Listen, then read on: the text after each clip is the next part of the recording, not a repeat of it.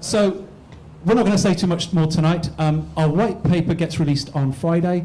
You can come to our website, tripkey.com. As of now, it's already up and running. The white paper will be there Friday. It's going to be Friday. I know it's going to be Friday. John's in the house. John, hello. Good to see you. Hello. Anyway, let's crack on with the evening. I'm really looking forward to our next speaker. I hope it's Ruben next, right? So a little more to tell you about well, his life and all things rootstock. So handing you over to Ruben. Thank you very much for listening to us. Cheers. Thank you. Thanks everyone for coming. Just give me 1 minute that I will change computers.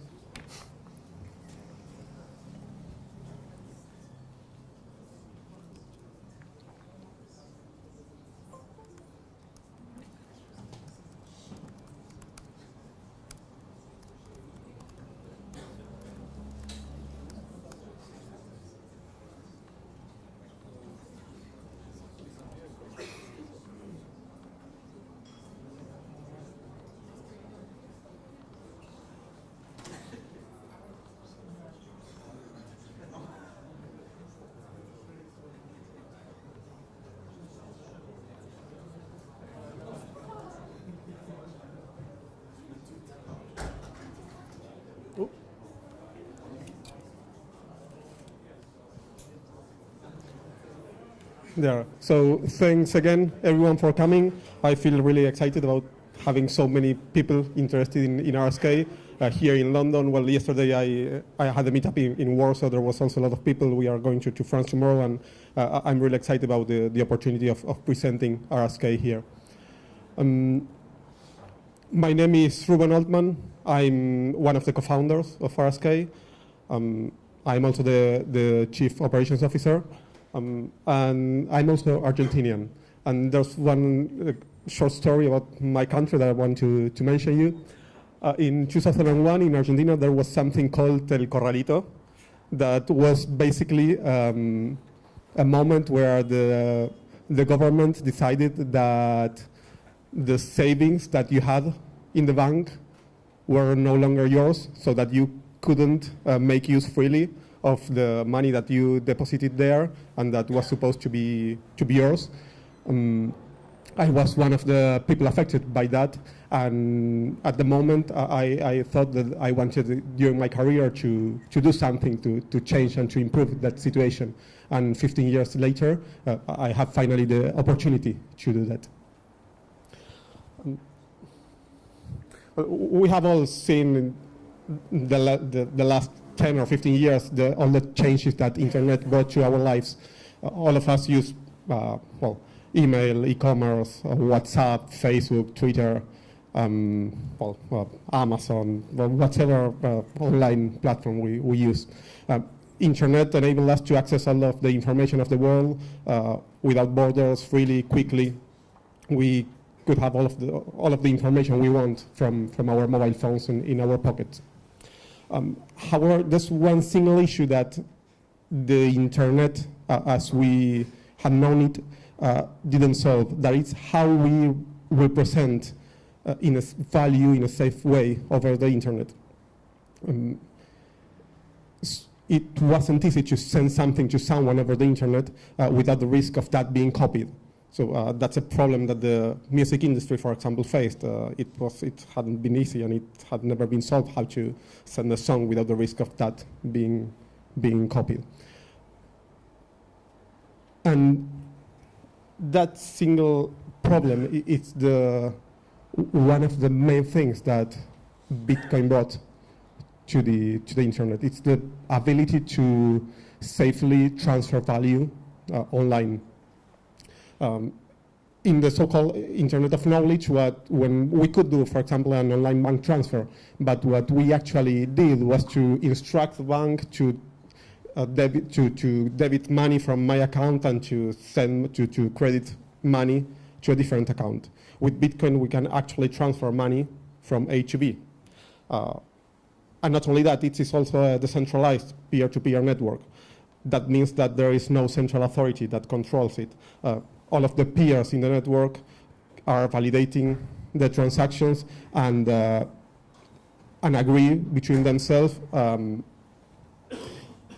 what transactions are valid and what are not, without the need of a third party or saying, okay, you can do this or you cannot. So Bitcoin brought to the benefits that we know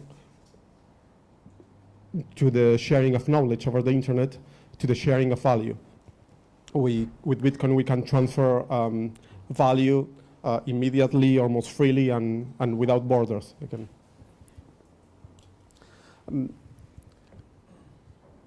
However, we feel that Bitcoin and the underlying blockchain technology are just the tip of the iceberg of the possibility of transferring value from over the internet. It is probably the most obvious case for value transfer. It's to the internet of value what email is to the internet of knowledge. And well, I already mentioned it, but we call this new era of the internet of value, because imagine that we can not only transfer Bitcoin, but we can really transfer any asset online. We can transfer a representation of an euro, of a dollar, of a property, of a stock, of a boat, whatever thing we assign value. Now with blockchain technology, we can transfer from one place to the other. And I will emphasize, we can do that transfer in a decentralized way when everyone can participate, and the transactions that occur during that transfer are all public and anyone can check them.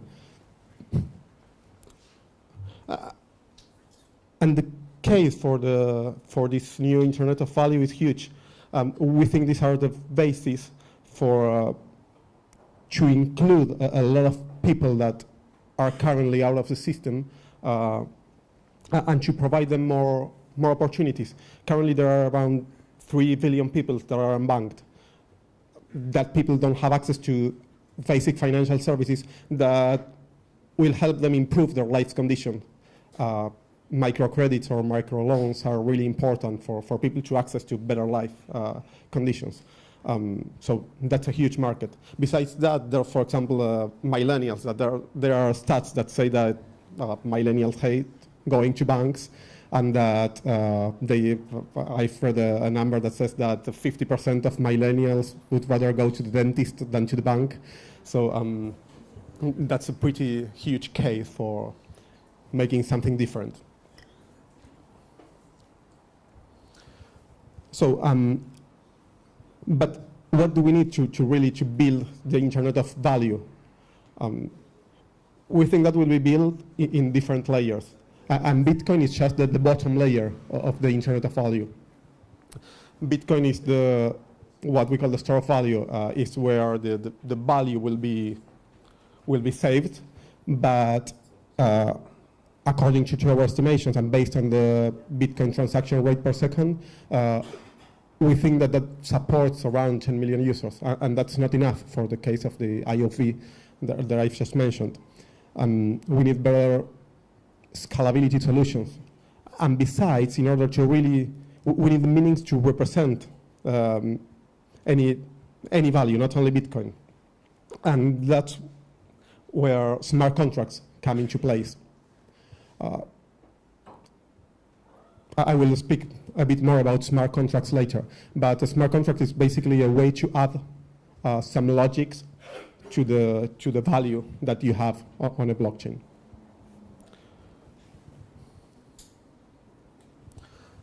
But besides that smart contracts, that you need different layers that will help to reach this market. So you need a scalable payments network. The Rsk enables up to 400 transactions per second. And if we suppose that an average person does 2 transactions per day, that will only support 100 million users. That's a lot, but that doesn't reach the billion people we want to reach. We need to build the Lumina network on top of that. that's a micropayment network that will serve up to 20,000 transactions per second, supporting 1 billion users. Besides that scalability step, we also need some basic services that any core application will use. There's the need for distributed decentralized storage. There's the need to provide directory services so that instead of referring to a complex address over the blockchain, I can refer to Ruben at Rsk, and everyone knows I'm me. We need some use cases. A lot of them require secure communication channels between the nodes, both off-chain and on-chain. And by using the scalable payment network and these base services, most of the core infrastructure and applications will be built. Oracling, escrow services, different asset tokenization options. And that's the vision of the Internet of Value that we think will effectively help to transform society, to enable financial inclusion, and to also enable different governance models. So I mentioned the voting as, for example, one of the use cases for the transfer of value. We can think that using blockchain technologies, we can have different compositions of voting systems where either at my school or my club or the Senate or in some scenarios, anyone can vote directly over a law, for example.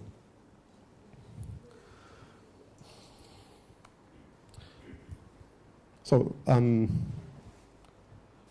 let's go a couple of steps backwards to see where we are now in the building of the Internet of Value, and let's talk a bit more about Rsk. So I mentioned that Rsk is the smart contract layer of the Internet of Value, and it's a smart contract layer built on top of Bitcoin. So let's talk a bit in more detail about what a smart contract is. A smart contract is a trendy word for an agreement between two parties, but that instead of doing that in paper, we write that as a computer program that uses blockchain technologies. So it's a computer program that is well known by all of the peers that participate on the Rsk blockchain, and whose executions are saved on the blockchain and are validated by all of the peers in the network. It also has the characteristic that this specific program can administer funds. So, for example, I can write a smart contract that every week sends $50 to my kids, but that those pounds can only be spent at the library of their school or at the supermarket to buy some candies. That's one of the. Sometimes smart contracts are referred to as programmable money, because it's basically adding business logic to the transfers to the transfer of crypto assets as we know them now. Some more complex applications besides the wallet that I built for my kids. We can represent any fiat currency with a smart contract. We can write a contract that represents US dollars or euros or Argentinian pesos or pounds or whatever I want. It can represent any value. And then we can add, of course, rules to that value representation, as the example I explained before. We can also represent micro-lending cases. So I can lend to someone the representation of 100 Argentinian pesos, and I can lend that to an address on the blockchain without without knowing any further information from that person, and the contract will automatically receive the repayments back for that loan. And whenever it receives them on time, it will add to the reputation of that address. And whenever I don't receive the payment, it will rest that.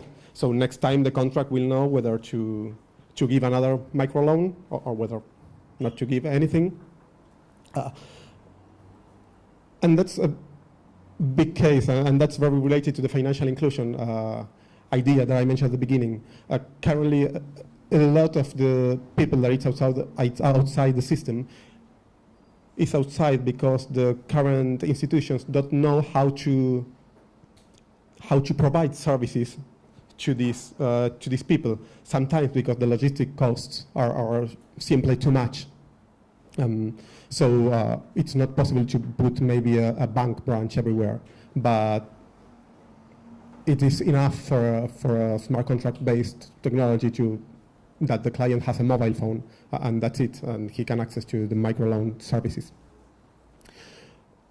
Besides that, having digital secure money also solves a problem that we detected at working in Argentina and other Latin American countries. That is that one of the risks of microloans is actually doing them using cash.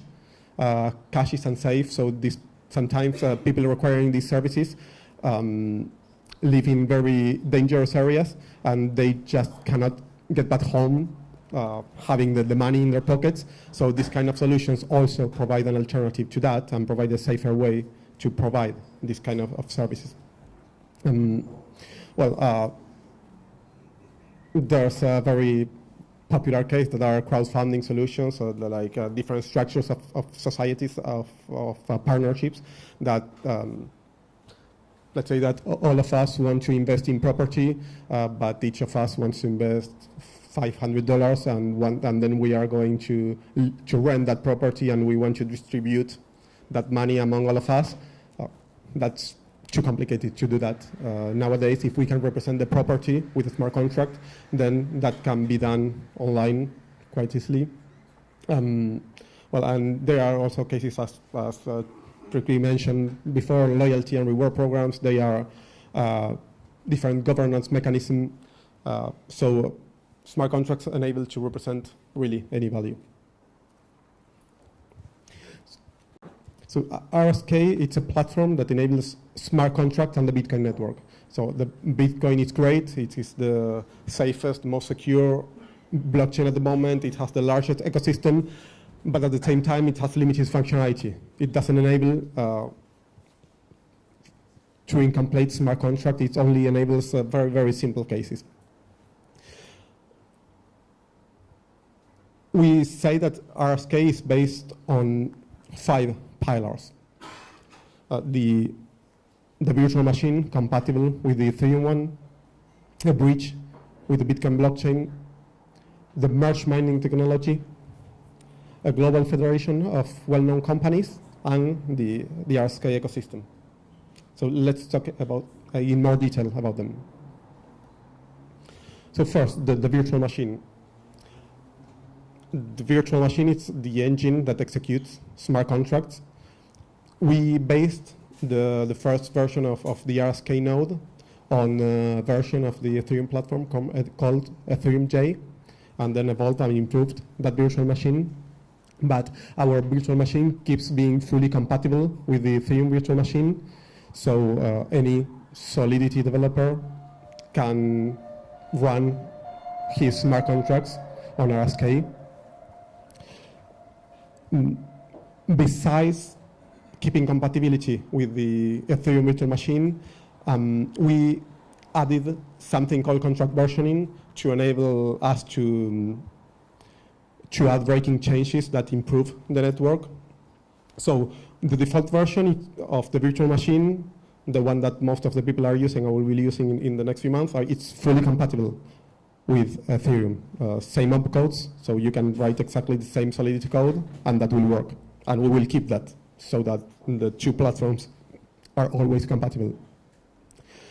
However, we want, and we have added some new opcodes to the virtual machine that improve the overall performance of the system. Besides some security optimizations and some performance optimizations that we added to the current machine, we added, for example, an opcode to validate RSA signatures. I'm not sure if you know what what an RSA signature is, but basically there are different kind of digital signatures, and the current virtual machine enables you to validate only one cheaply, and it is very expensive to validate other kind of signatures. And we really focus our work on the use cases working on our blockchain. And we think these kind of improvements are really important so that people can actually use the blockchain. It is the cost of the execution of the smart contract is key for smart contracts to become massively adopted. We also added something called storage rent, that it's the need to pay something for the resources that your unused smart contract uses on the blockchain. So if a contract is there and occupies space, but you don't run an execution of that contract, it is still using resources of the network. So either you have to pay a bit for that, or you can put your contract on an Hibernate state. So you just leave a hash of the contract on the blockchain, and whenever you want, you wake the contract up without wasting network resources. And one important thing that our blockchain has is we enable the possibility for smart contracts to be paid using a basket of fiat currencies. So at the moment, you pay the fuel of smart contracts using ethers mainly, and that's okay, but that has a very large volatility, and that places a problem when you want to really use a smart contract in real life. It's very difficult to estimate the cost of the execution of that use case. Through different kind of oracles, we are enabling smart contracts to be paid using a fixed amount of, let's say, pounds. Then I mentioned that we are a smart contract platform powered by the Bitcoin network. So what does that mean? We have two very important points of interaction with the Bitcoin network. One is the Rsk bridge. That is, we don't issue any new tokens. We wanted to remove any speculative aspect of our platform, and we wanted to focus again on use cases. And we think that Bitcoin is the most secure, it's the safest network, it has the largest ecosystem, so why wouldn't we use Bitcoin to pay for smart contracts execution or as a token in the blockchain? So we developed a bridge that enables you to transfer Bitcoins from the Bitcoin networks to smart Bitcoins on the Rsk blockchain and vice versa. And how does that work? So in order to do that, you must send Bitcoins to a special address on the Bitcoin network. There is a smart contract on the Rsk blockchain, a precompiled smart contract called the bridge contract that if you go to the GitHub and download the code, you can check and validate. And that contract, it's monitoring the Bitcoin blockchain. It actually has a copy of the headers of the blockchain. And whenever a transaction executed, whenever a transaction is sent to the special address on the Bitcoin blockchain, this contract realizes it, it validates the transaction, and it releases the corresponding smart Bitcoins on the Rsk blockchain. Whenever you want Bitcoins back, you send a special message to the smart contract. This smart contract generates a Bitcoin transaction, and that Bitcoin transaction is signed by members of a group of well-known Bitcoin companies called the Rsk Federation that sign that transaction and release the corresponding Bitcoins. And here a small comment. We are pushing for a new opcode on the Bitcoin network so that this step can be done in an hybrid way in what is called a drive chain, so that the step to move smart Bitcoins back to Bitcoin does not only rely on the Federation, but also rely on the voting of the participant of the Bitcoin network. But in order to do that, we need this new opcode to be added to the Bitcoin blockchain. Whenever that's done, we will move to that hybrid model. The second point of interaction with the Bitcoin network, it's the so-called merge mining. Merge mining is a technique that enables a parent blockchain miners to mine at the same time on a second blockchain. So we have Bitcoin miners mining at the same time on the Rsk network and on the Bitcoin network without any loss of performance, without any loss of efficiency, and using exactly the same resources. We are working at the moment with about 70% of the Bitcoin miners, and we expect to have them all online on our network for our launch of the mainnet. So our network is effectively secured by the same actors that are securing the Bitcoin network.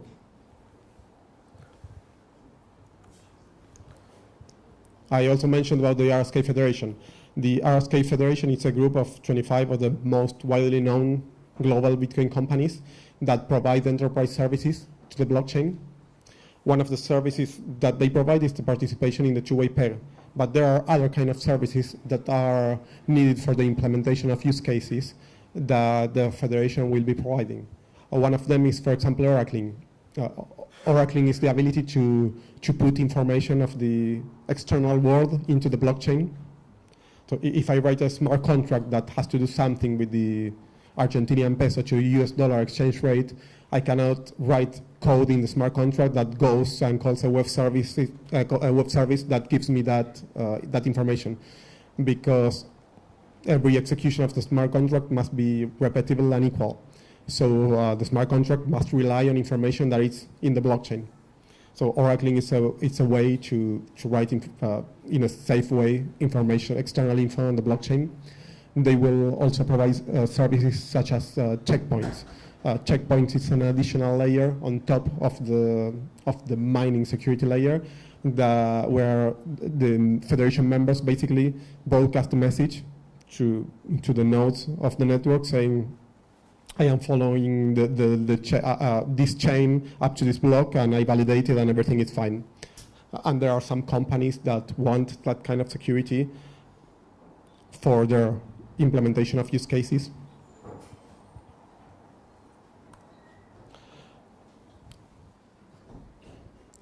What other features we will be working on also on Rsk? We plan for 2018 the implementation of the Lumina network. That's the micropayments channel layer that I mentioned at the start of the talk, that will support up to 20,000 transactions per second.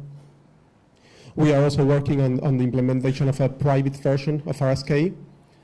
That would be a private blockchain, a PVFT based blockchain. That we think that in the future what will stay is the public Rsk blockchain, but sometimes talking with big institutions, they feel like going first with a private blockchain is the way to go, and we feel that it's a good way to start getting into this technology. So we will release soon an Rsk private version. We are also working on confidential transactions protocols, and something that is very important. We feel that for a blockchain to work, every actor must be properly motivated, and that motivation comes from economic incentives. And so currently most of the blockchains have incentives for miners. We also have incentives for the Federation members for providing these services, but we also think that a very important actor of the blockchains are the full nodes, and full nodes are not currently rewarded. So we are adding a reward for both Rsk and Bitcoin full nodes. So where are we now in Rsk? Last May we opened our testnet to the public. You can now download the code for GitHub, from GitHub, compile it, run it, or you can just download the executable and join the testnet, or you can just run a local node in order to interact with it and develop your smart contracts. But the code is out there, so it's out there so that you can start writing smart contract. Or if you would like, we really enjoy receiving feedback from the community about the code and receiving pull requests and improvement proposals. We are also open to chat on our Gitter channel. And if you just want to join and enlarge the network, you can either run your own node or you can run, there's an image on the Amazon marketplace that you can just start and you join the Rsk testnet, and we will have images on the Azure marketplace and the Docker marketplace shortly. Before finishing, let me show you a quick demonstration of the Rsk node.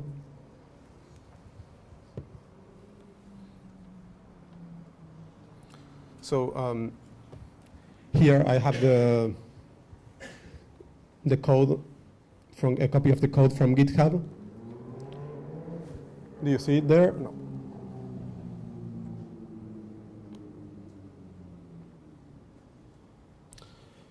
So here in my machine, I have the version of the code on GitHub with a configuration file configured to run a local blockchain.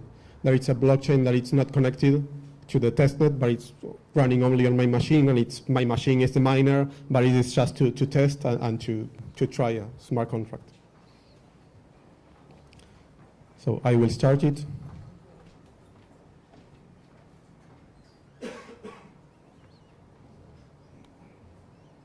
So it's saying a lot of things here. So let's check that the node is up and running. So if you go to our GitHub, you will see a project that is called RskJ. That is the code of the Rsk node of the network. And you will see also a project called utilities. And there's a small utility called the console. There is a console that enables you to interact with the Rsk node. It is a Node.js program. So if you download it, have Node.js installed so that it works.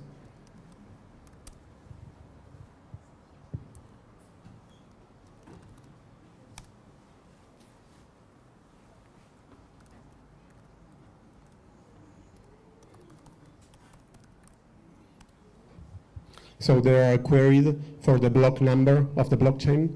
Is any one of you familiar with Web3.js library? Okay. Okay, there are a few familiar with it. So there's our node. Supports the same JSON RPC interface that the Ethereum node supports. So anyone that knows how to interact with an Ethereum node can interact with an RskJ node. And we also support the Web3.js library. So what you will be seeing, it's me just writing Web3.js commands that behind the scenes run a JSON RPC call to the RskJ node. So we check the block number, it's still mining. Let's query the accounts and the balance of the accounts that I have locally.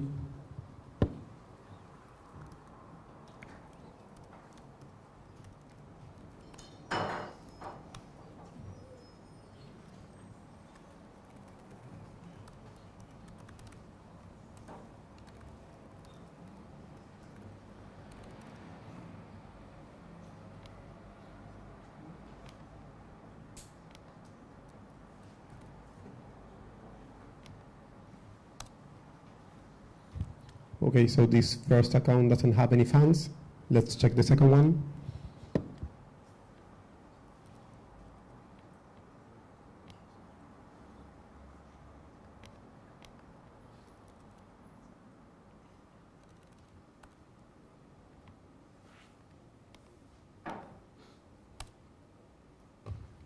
Okay, it has some smart Bitcoin, so I will transfer funds from the second account to the first one.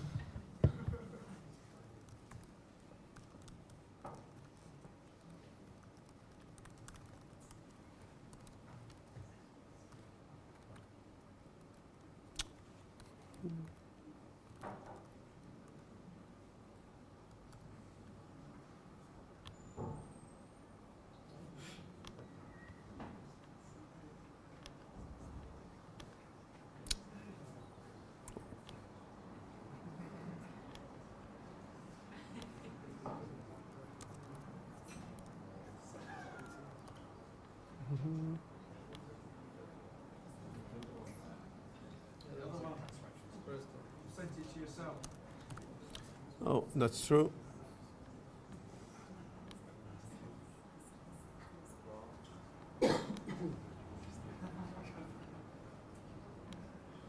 Ouch.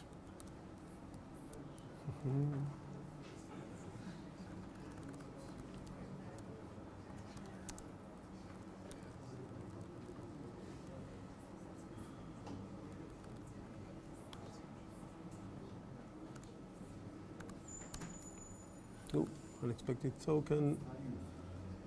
Value, yeah. There it is. So now let's check the balance again. This was the account that didn't have fund. So now the local node is still mining. So we have to wait until the new block is mined and includes this transaction. And hopefully we'll see that this account has a new balance.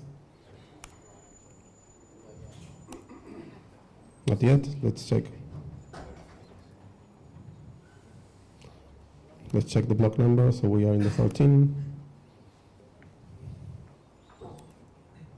15 should be some. Yeah, there it is. So now we have our 10 smart bitcoins here. So this is a very basic case. Just to show you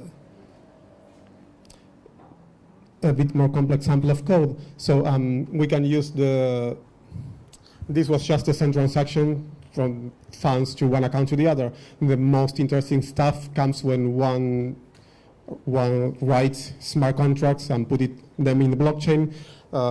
So here we have a sample Node.js program that uses again the Web3 library to create a greeter contract that basically says hello. It doesn't do anything more exciting than that. And we can check quickly the code. It first creates the contract.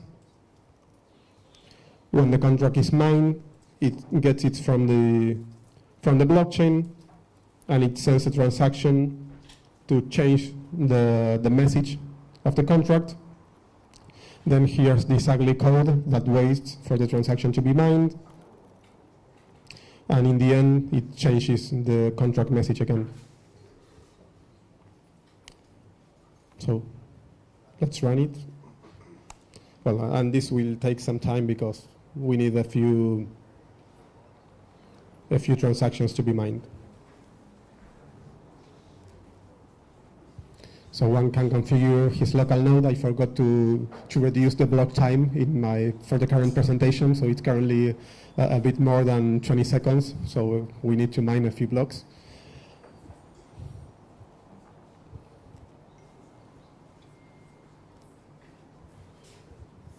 Oh, yeah. So yeah, once we wait, we can.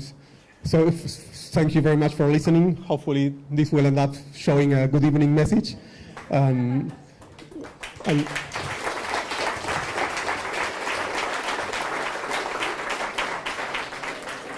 do you have any questions?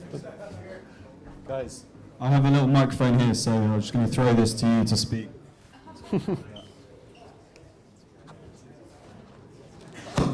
Testing. Okay. There we are. Yeah, I was just wondering how close you are to being in production. Yeah, so we are currently running we are about to start the bounty program, and we are running external code audits. And we are also working on the onboarding of the hashing power of the Bitcoin network. As soon as that is done, we will release the mainnet. We aim that to be before the end of the year. So that's our aim. That will depend on the previous conditions to be met, but we aim for that. All of the code you just done at the end, is that all on your GitHub? Sorry, can you repeat? The code you did at the end, is it all on your GitHub, like the little blockchain and the smart No, I will upload it. I did that Okay. locally Yeah, no, that's cool. for I the wanna check it demonstration. Yeah, so I will upload. I mean, the console is on GitHub. The node, of course, is on GitHub, and I will upload the samples. All right, nice one, man. Thank you.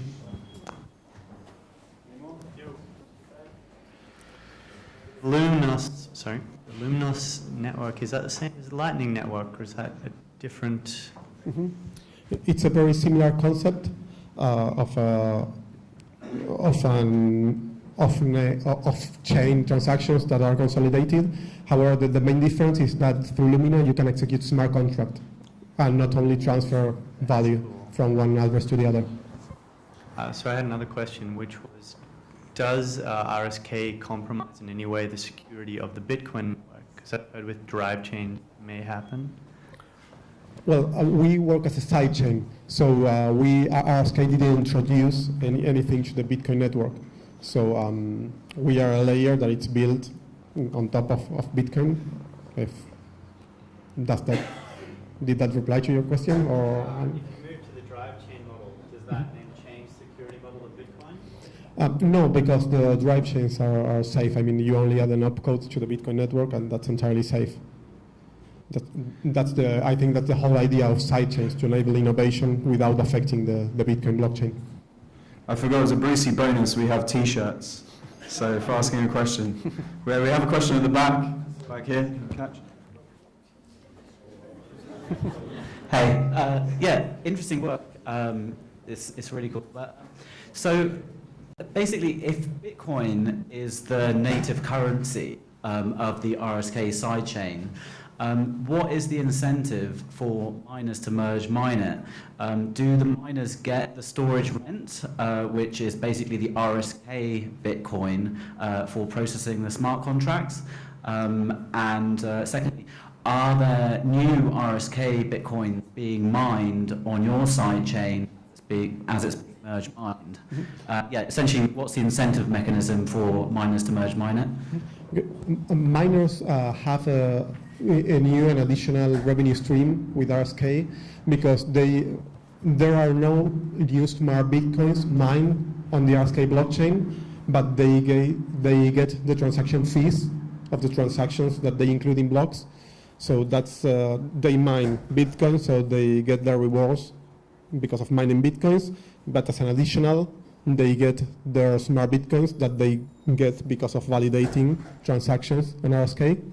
So there are no new RSK Bitcoins being mined from the point that you release, but they get the reward of kind of transaction fees, like essentially gas in Ethereum. That is their incentive to merge mine it. Exactly, and the transaction fees that they get in smart Bitcoins, they can change them for Bitcoins whenever they want because there's a one-to-one equivalence. Sure. Okay, thanks.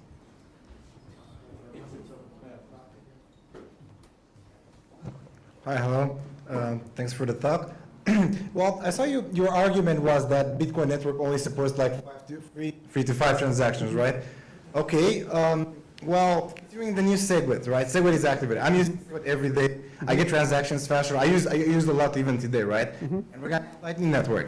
So I would really want you to talk a little bit more about the contrast between what you guys are doing and what Lightning Network and SegWit is doing.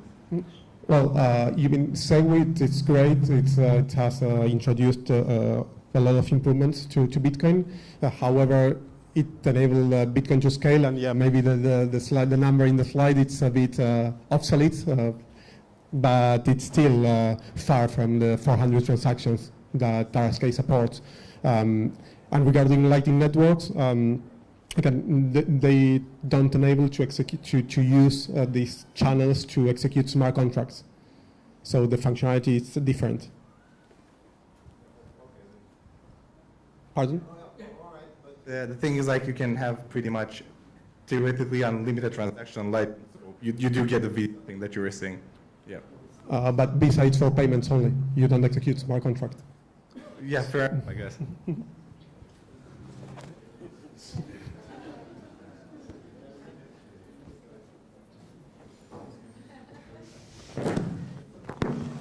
Sorry about that.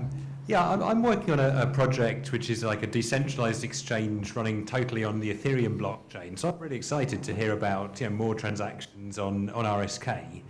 I was just wondering, could you just, maybe it's too technical, but could you just say a little bit about how you achieve that? I mean, why can't the Ethereum Foundation developers do what you guys do? How can you do 400 transactions a second and they can't? What's the secret to it? Well, probably different scalability techniques and different improvements that are in the network. On the one hand, we made some optimizations on the virtual machine. We did some optimization on the arithmetic logic that improved that quite a lot. And then our network also supports the Deco Plus protocol that was developed by Sergio Lerner, that is our chief scientist, and that improved the scalability of the network quite a lot. Just one more question if you've got time. I was just wondering, one limitation I find with smart contracts is the need, for users to always pay gas. Have you thought about allowing contracts to sort of have some money they can use themselves to pay their own gas fees and be more autonomous? We have thought about that because there are many use cases when, for example, financial inclusion use cases where you maybe don't want the user to be paying for the gas, for the contract's execution. However, we couldn't do yet much research on what attack vectors that would introduce to the system. So that's something that is under analysis, and that's a functionality that would be good to have. But we are not in a position to say now whether it would be feasible to add that or not. That will depend on the analysis results. Cool, thanks.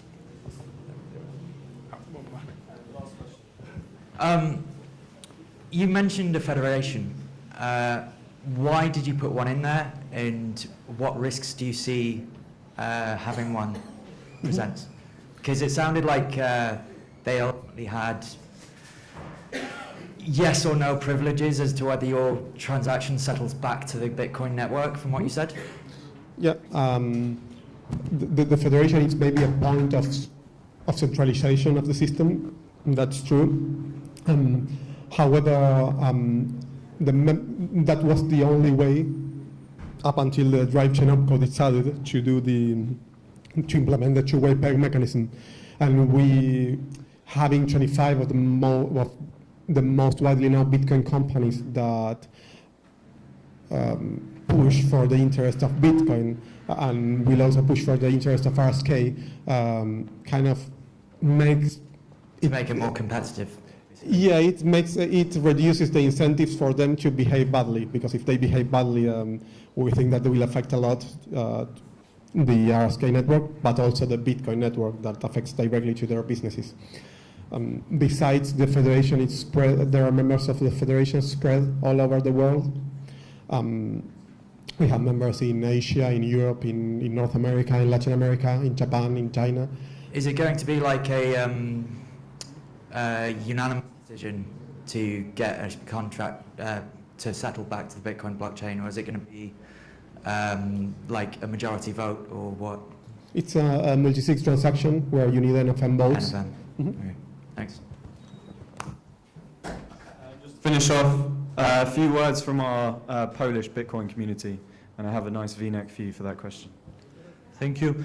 I'm Maciej from Coinscrum from Warsaw, Poland. I was the host of yesterday Rsk meetup, and I will be with you, Ruben, tomorrow in Paris. I wanted to say thank you on behalf of my company Coinscrum, the platform for AML for blockchain, and also on behalf of Polish community. And as I said, being the host yesterday, I didn't have the opportunity to ask you the question, and of course I want to thank you, say thank you also to Consilium for organizing this event. The question is not what Rsk can do to us, but what we as community, what we can do for Rsk. Well, thanks for the question. As a community, we would like first to have more users of the platform running their smart contracts on Rsk and making sure that the distributed applications are ready for the moment we release the mainnet. For the more technical people, we would love to hear for feedback about the code that is uploaded on the GitHub. And finally, we will also love to strengthen the network with more running nodes. So if you can just run the Rsk testnet node on your machines, that will help to make the network more secure and larger. So we invite you all to do that. And we are very open to receive your feedback and to discuss that through our social networks, email, Gitter channels, to whatever channel it's your preferred one. Thank you very much.